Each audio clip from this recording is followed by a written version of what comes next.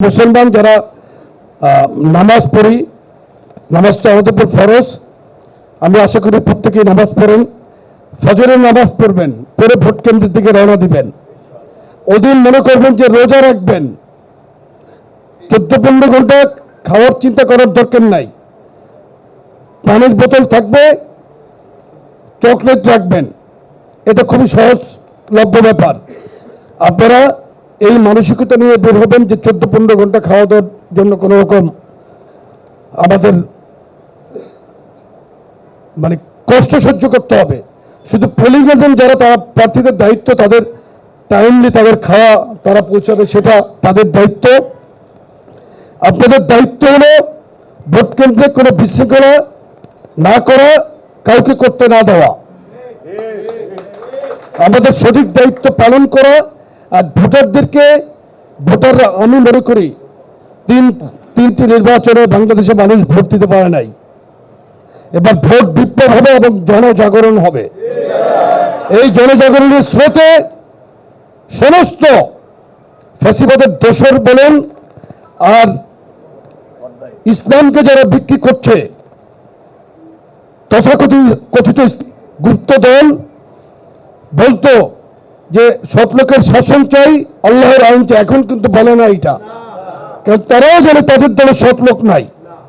সুতরাং আমরা 5 ওয়াক্ত নামাজ পড়ি, ইসলামের আদব কায়দা মেনে চলার জন্য আমরা সর্বদা চেষ্টা করি। সুতরাং আমরা মুসলমানের দায়িত্ব হিসেবে আমরা কারো বিরুদ্ধে কুৎসা করি না। আমাদের প্রিয় নেতা জনাব তারেক রহমান নিজেও কিন্তু করুন, কাউকে আঘাত করে কোনো বক্তব্য দেন নাই। সুতরাং এখন তাদের মাথাব্যথার কারণ হয়েছে জনাব তারেক রহমানের যেই আকাশচুম্বী জনপ্রিয়তা, এই জনপ্রিয়তাই তাদের মাথাব্যথার কারণ হয়েছে বিপক্ষ দলের। আমরা দেখলাম যে অনুকরণ করা ভালো, তারা আমাদের চেয়ারম্যান মহোদয়কে অনুকরণ করে তারা তাদের লাইন ঠিক করছিল, পরে আর দেখলাম না। সুতরাং আপনারা বুঝিয়ে নেবেন আমি কি বলেছি।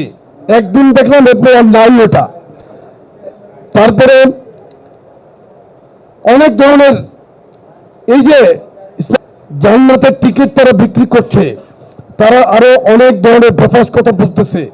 তাদের এক ফয়জুল হক, থেকে আবির্ভাব হলো ডক্টর ফয়জুল হক, বলতেছে সিগারেট খেলে নাকি কোনো সমস্যা নেই, দাঁড়িপাল্লায় ভোট দিলে নাকি সব মাফ হয়ে যাবে। নাউজুবিল্লাহ। জান্নাতের টিকিট তারা কিভাবে দেয়? জান্নাত জাহান্নাম এগুলোর মালিক তো মহান আল্লাহ, আল্লাহ নির্ধারণ করবে। আপনি তারা যেটা সাধারণ মানুষকে বিভ্রান্ত করে তাদের নারী কর্মীরা বাসায় বাসায় গিয়ে যেভাবে চেষ্টা করছে, এটা খুব একটা লাভ হচ্ছে না তাদের। আমি বলে দিলাম, তাদের খুব বেশি একটা ভোট নেই। আমাদের শুধু দায়িত্ব পালন করতে হবে, ভোট কেন্দ্র পাহারা দিতে হবে। ভোট গণনা না শেষ না হওয়া পর্যন্ত ভোট কেন্দ্র ছাড়া যাবে না। ইনশাল্লাহ বিজয় আমাদের সুনিশ্চিত। বাংলাদেশের মানুষ ভোট দিতে ভুল করবে না। আমরা আশা করি আপনাদের সাংগঠনিক শক্তি নিয়ে মাঠে থাকবেন আপনারা। আমরা আগামীতে ঢাকা মহানগর দক্ষিণের অন্তর্গত 7টি আসনে ইনশাল্লাহ আমরা জয়লাভ করব।